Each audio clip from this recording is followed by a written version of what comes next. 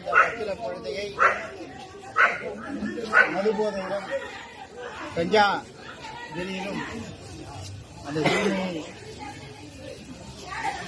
வாழ்க்கையில் சீர்திருத்த தலைவர்களை புதுவை அரசு தயவுதாட்சணை காட்டாமல் தூக்கு தண்டனை சட்ட ரீதியாக நடவடிக்கை எடுத்து தூக்கு தண்டனை வழங்க வேண்டும். சாக்கு போக்கு சொல்லி காலம் கடத்தாமல் மிக விரைவிலே ஒரு 3 மாத காலத்திற்குள் தூக்கு தண்டனை வழங்க வேண்டும். புதுவை மாநிலத்தை தொடர்ந்து நாங்கள் சொல்லி வருகிறோம்.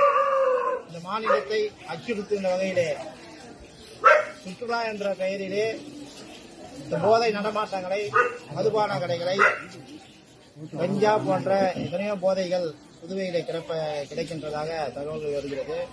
அதிலும் குறிப்பாக கடந்த காலங்களெல்லாம் ஏதோ ஒரு கல்லூரியிலே ஒரு சில மாணவர்கள் போதை அடிமையாகி இருப்பதாக கேள்விப்படுகிறோம். இப்போதெல்லாம் பள்ளி அளவிலே கஞ்சா மற்றும் மது போதையிலே மாணவர்கள் மிதக்கிறார்கள். இந்த செயலை அரசு இரும்புக்கரம் கொண்டு ஒடுக்க வேண்டும்.